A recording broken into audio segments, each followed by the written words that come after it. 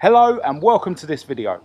I'm Marcus Hayes and today I'm back round the garage messing about with my ST170 Mk1 Escort project. Those of you who watched the last video on this car right to the end will know that I rectified the problem I was having with the alignment dowel that came with my adapter plate and got the engine and gearbox bolted together so it is actually ready to put back in the car. Last night though, I was having a little think at home and I came up with a couple of jobs that I thought I should get done before I actually put the engine and gearbox in. I've been round here a few hours already and I've managed to tick all those little jobs off the list. The first thing I did today was change all the bolts that hold the bell housing to the adapter plate. A lot of these bolts I was using were either too long or just long enough, so I've changed them all for new ones now that are all an appropriate size. Another thing I've done to do with the gearbox is I've used this really thin aluminium plate to cover up this hole that was created when I shaved this part of the bell housing away to give me more clearance on the tunnel. So that should stop any debris or whatever getting into the bell housing. I've also dug out these aluminium engine mount cups that weren't fitted last time this engine was in the car, and I've now got the starter motor bolted on as well, which is a lot easier to do while the engine's out of the car. I've given this part of the water rail a little bit of a polish by hand, and the other part of the water rail I've put away in my garage, and I'll probably get that polished up by the guy that does my electroplating on all my bolts and that. He polished it up for me before and it came out really good. This bit you can't really see when it's in the car much, so the little job I've done by hand should be good enough. Moving on to the car itself, one thing that would have been really difficult to do with the engine in situ is fit these coolant hoses to the heater pipes. You would have seen in a previous video that I cut the heater pipes flush with a bulkhead to give me a bit more clearance away from the engine. The Jubilee clips are inside. I'll just show you that.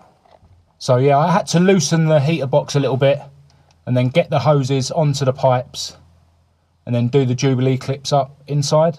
Another thing I've done today, which is something I did with the Mark II, is chop off the top bit of the cross member here, both sides, and that just makes fitting and removing the cross member a lot easier.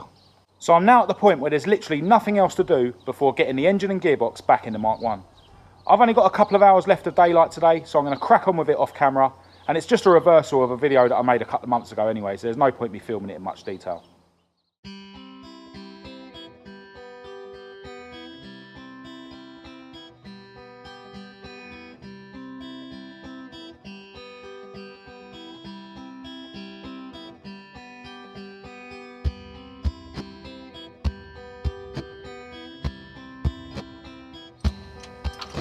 Need to get another set of these.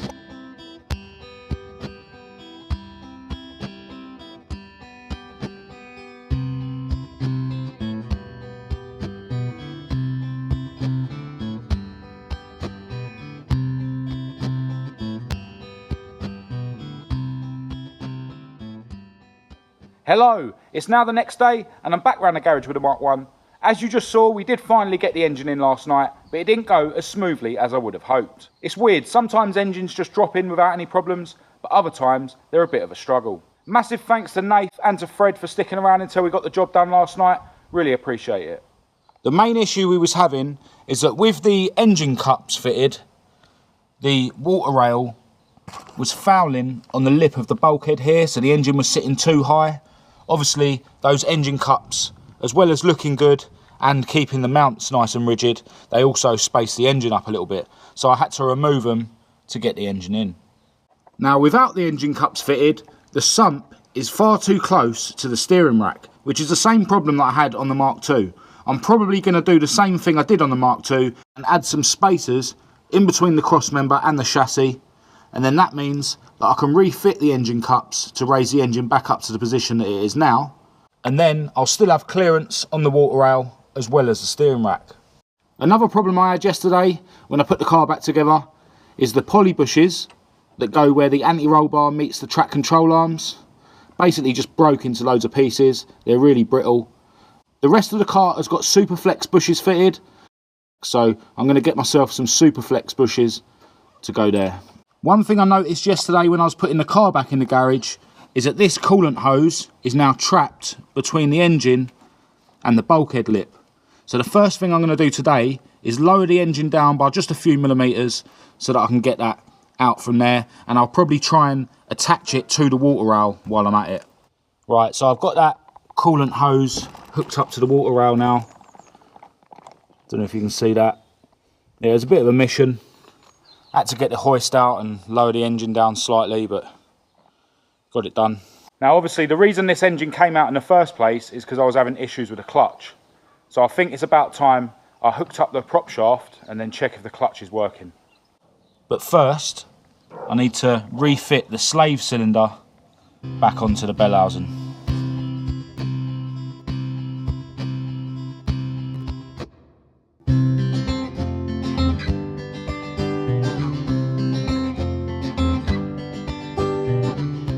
Right, so this is the moment of truth.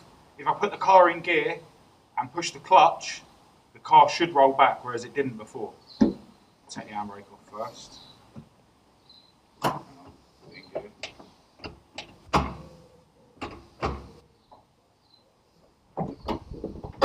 Don't move.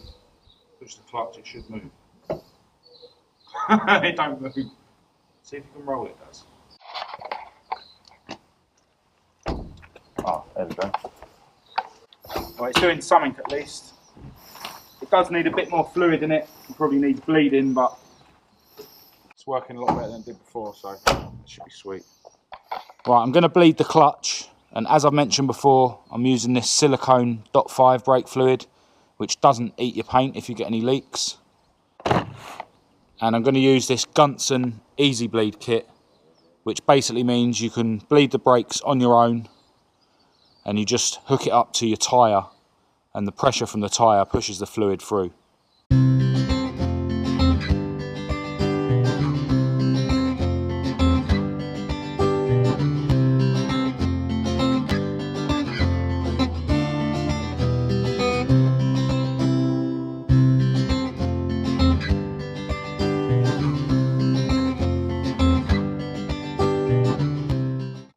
Right, so I've got the clutch all bled up.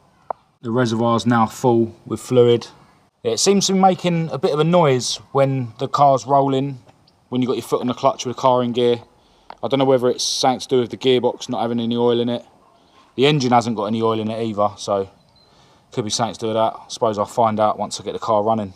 Right, so now the engine is back in the Mark 1 and the clutch is actually working. Things should move forward quite quickly for this car. Over the next few weeks, I'll obviously start bolting on the exhaust manifold, the throttle bodies. I'm going to put the exhaust system back on, but not the back box, because I want to get Zach to modify that for me. I want a bigger tailpipe on it. And then pretty soon, it'll be time to actually fire the car up for the first time since having the ST170 fitted. Right, so I'm going to end this video here. Massive thanks again to Nath and to Fred for giving us a hand yesterday. I really appreciate it. If you thought this video was any good, give it a thumbs up and a share. If you thought it was shit, give it a thumbs down. Click subscribe and activate the notification bell to be kept right up to date with any other videos that I post in the future. Make sure you check out my Facebook and my Instagram, and I'll leave the links you need for that in the description of this video. Until next time, thanks for watching.